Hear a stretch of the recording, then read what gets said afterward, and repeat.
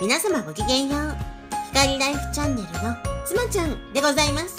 今回は仲良し食材を用いてのお料理のお話でございます。それに加えまして、仲の良い調理法も絡めましてのお話をさせていただきたいと思っております。お作りさせていただきましたものは、かぶと鶏肉とパクチーサラダと、その余り物で作りました塩もみのお漬物でございます。手順ですとか材料に関しましては、動画内のテロップをご参考になさってみてくださいませね。今回材料といたしまして、あえてパクチーを使わせていただきましたが、パクチーが苦手な方結構いらっしゃいますような気がしております。そこで生きてまいりますのが、仲良し食材および仲良し調理法なのでございます。苦手食材であっても、合わせます食材や調理法によって一気に美味しさがアップいたします。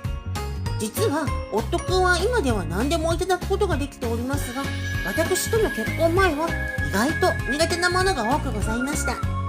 ですが今では苦手食材を見つけますのが難しいレベルで、何でも美味しく食べることができるようになったとのことです。と言いますことで、今回はこの私のお料理マインドを皆様に伝授させていただきましたらと思っております。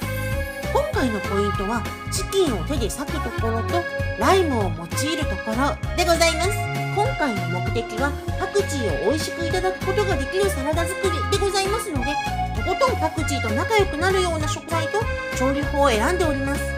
ライムが手に入りません場合は柚子を、それも難しいようでしたらレモンをという順で材料をお選びいただけましたらと思っております。ごま油と唐辛子を使っておりますのも、このお料理全体がパクチーと仲良くなるためでございます。苦手食材のあります方、もしくは簡単でより美味しいお料理を作りたい方はぜひ、その食材の仲良し食材や調理法は何かしらと考えるようにしてみてくださいませね。本日もご覧くださいまして誠にありがとう存じました。ぜひまた遊びにいらしてくださいませね。